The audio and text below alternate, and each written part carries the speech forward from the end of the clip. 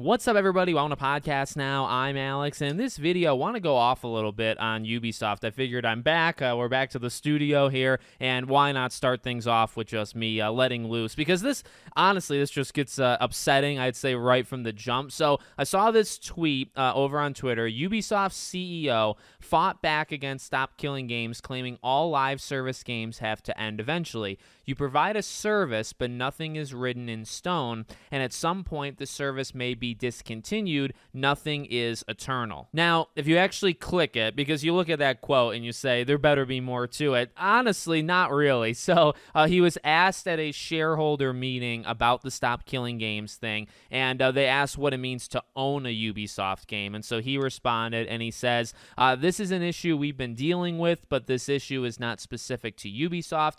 All video game publishers are faced with that issue. You provide a service, but nothing is written in stone, and at some point the service may be discontinued. Nothing is eternal. He added that Ubisoft makes efforts to inform buyers about how long a game will remain playable. Players and buyers are forewarned that eventually the game may be discontinued. We are doing our best to make sure things go well for our players and buyers. He called it a far-reaching issue and said Ubisoft is actively working on solutions. It honestly just makes me mad, and I try to disconnect because I don't really want to get all that mad, but we said it time and time again. I think ultimately so many people, including those in the industry, which this is even more annoying, they don't even know what the Stop Killing Games thing does. You know what I mean? I feel like people, and this is probably the politics of the game here, right? They're trying to make it seem like it's things that it's not, right? You have all these different sides, and they're spinning it into, I mean, you saw it with like Pirate Software. That idiot doesn't know how to read and also doesn't really know what it's doing. And same thing with these things, right? Like these people are just people that don't actually understand what the initiative is trying to do. Now, I've said 1,000 times, let's do it one more time, I think you push for even further. I think actually you should try to make them scared for this stuff, right? Make them think that you want these live service games to never end. That's not what it's even about. Now, I think ultimately we should have a discussion about that one too, right? Because that's kind of a joke, but that's not really what the entire thing is about. But what set me off, okay, I mean, I think I responded to this on Twitter. The issue here is literally the phrase and the wording. One word, actually, right?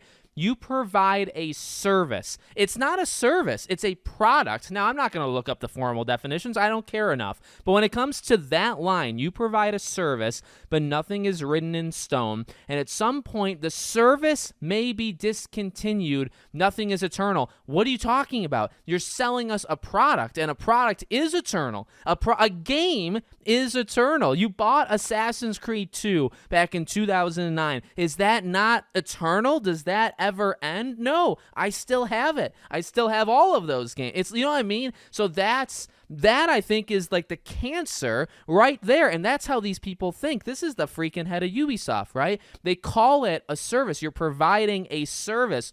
Ubisoft Plus is a service. A subscription is a service, right? The Crew should not be a service, right? Skull and Bones should not be a service. These are games. You bought the game. I mean, I just don't understand, okay? I mean, the most simplest logic possible. You buy, say, Skull and Bones, right, for $70, and eventually that game ends, and you literally cannot play it again. So you spent $70, they gave you stuff for a certain amount of time, and then eventually you literally can't play it anymore. Number one, how is anybody okay with that, right? I think a lot of people just don't think. Number two, as a company, you have to kind of be soulless, right? You have to be a little scummy. But when you say these things, like, how do you not even think of that, right? Like, how do you think as a company, well, you know, you bought Skull and Bones, but there's the issue. You didn't actually buy Skull and Bones. You bought a service that's kind of like Skull and Bones, and it's an indefinite thing. Like, it doesn't have to be forever. It can be, but it's most likely not. But, you know, like, even from their perspective, it's like, well,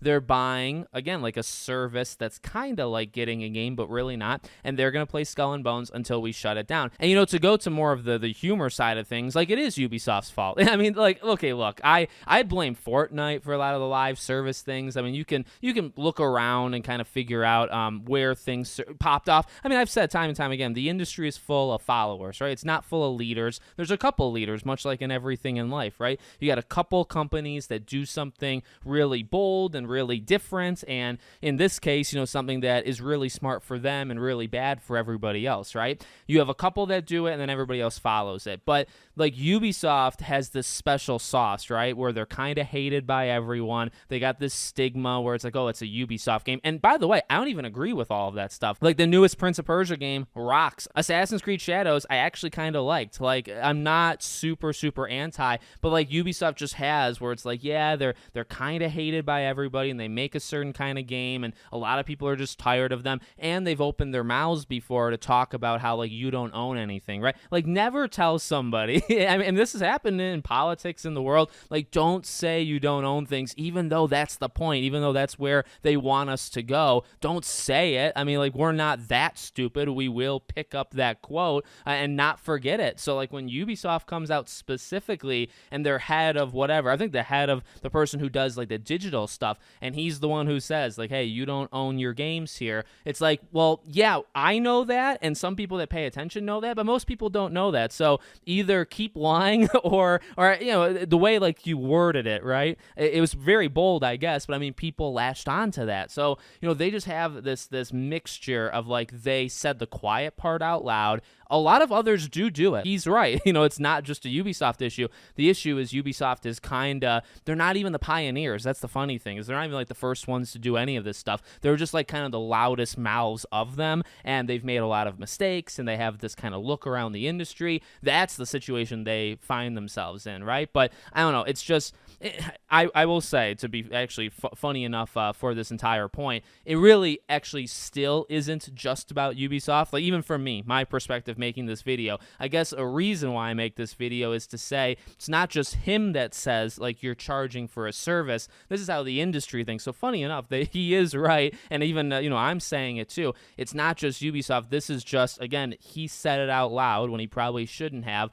Why do you call it that? Why do you say you're charging for a service? I don't know. Have we ever thought of like Uncharted as a service? Have we ever thought about like, and you can go modern. When I bought Plague Tale, when you get Plague Tale Requiem, which is I think one of the better franchises, Plague Tale 1 and 2. You know what I mean? Like, is that a service or is that a game? When you buy some of the newer PlayStation or Xbox stuff, like, do you want that to be a service? Even when you say Starfield, right? Now, Starfield is something that like gets things over time, gets updates, gets DLC.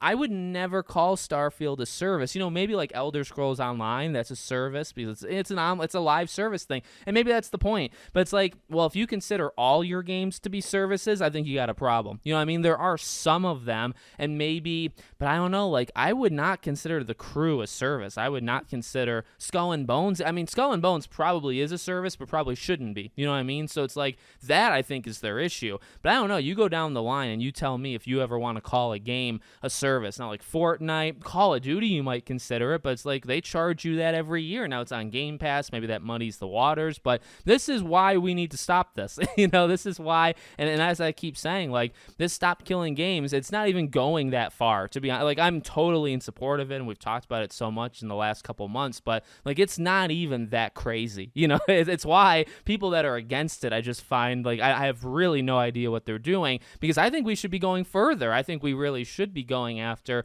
make the game last 99 years online. But in reality, can we just have like a big bold letter thing that says, hey, this game's going to shut down one day? Or can you just make an offline mode? That really would not be all that crazy, and it wouldn't even take all that much effort. And because normally, by the way, games that are designed to be always online, when they make offline modes, they're normally not good. Most times they're bad, so it's like, you're not even asking for good, you're just asking to do it in general, right? If you made The Crew be offline, I'm not promising you that it's good. It's probably not going to be good, but at least you'd have it, right? So this kind of thing, by the way, would not happen. So that's my thoughts on it.